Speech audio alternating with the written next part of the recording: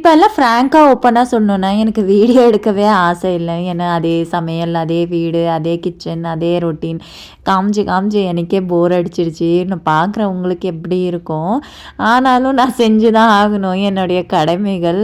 நான் வந்து இன்றைக்கி போர் அடிக்க விரும்புகிறேன். யாருக்கெல்லாம் இந்த துணி மடிக்கிறதுக்கு இஷ்டம் இல்லைன்னு சொல்லுங்கள். அதில் நீங்கள் என்னையும் ஒருத்தி சேர்த்துக்கங்க.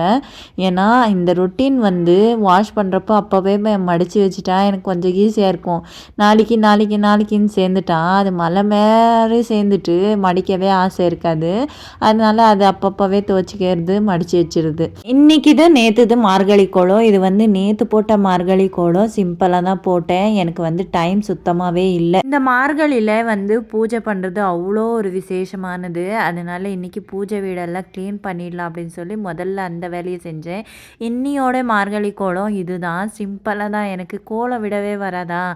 என் ஏரியாவில் வந்துட்டு எப்படின்னா, நீ சூப்பராக கோலம் போடுற அப்படின்னு சொல்கிறாங்க. என்னை தவிர இங்கே யாருமே இல்லையான்றதா அப்புறமா பார்த்திங்கன்னா நம்ம மொட்டை மாடியில் செடி வச்சுருக்கோம் இல்லையா, அங்கே இந்த கலர் பார்த்திங்கன்னா ஒரு மாதிரி வெரைட்டியாக இருந்தது. எல்லோ வித் பிங்கிஷு ஒயிட்டு 3 கலருமே சேர்ந்த மாதிரி இருந்தது.